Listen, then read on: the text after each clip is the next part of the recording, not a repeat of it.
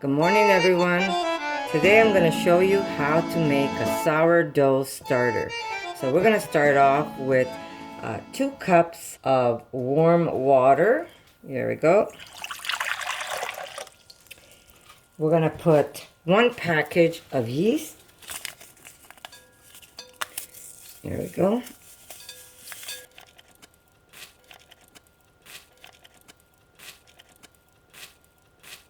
We're just going to give this a mix.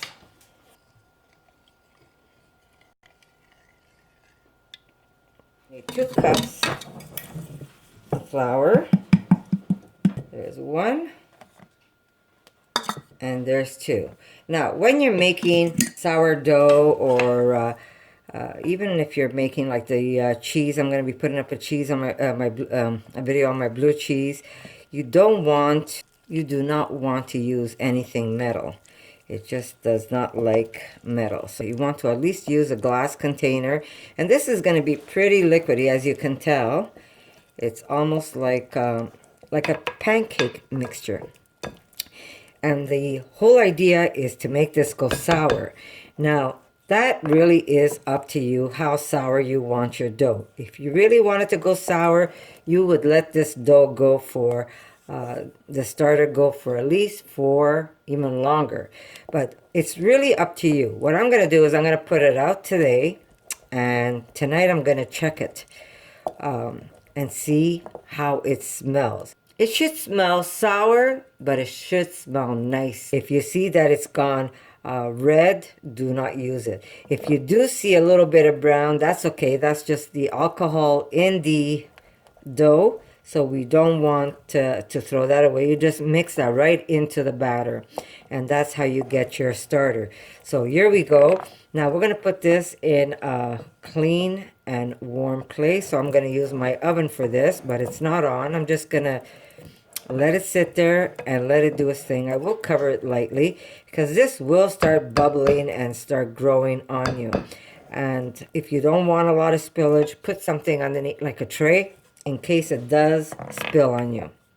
But that is how easy it is to start your sourdough, the starter.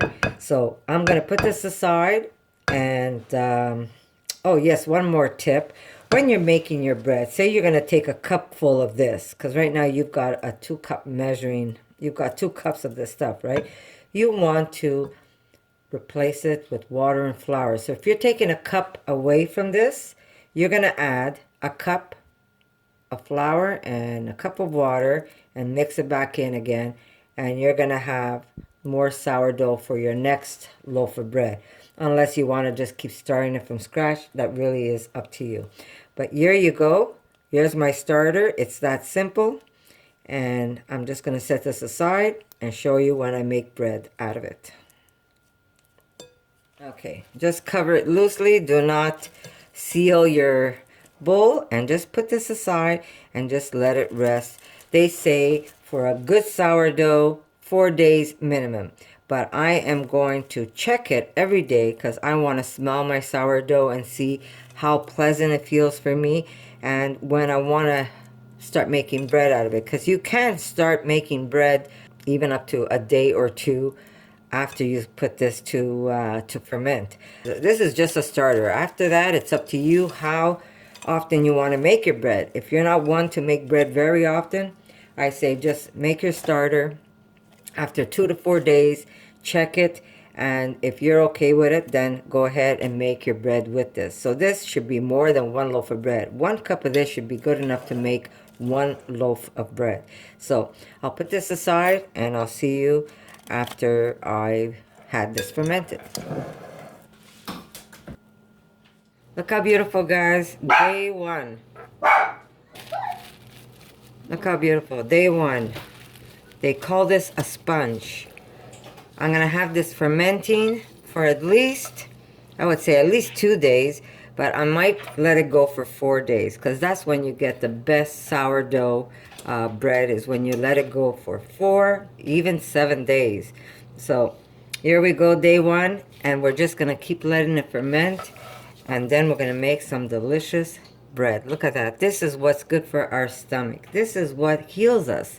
is when we have all these beautiful probiotics, all this fermentation. It actually helps with the healing of our gut. So here we go, and yeah, I'll be making some bread with this.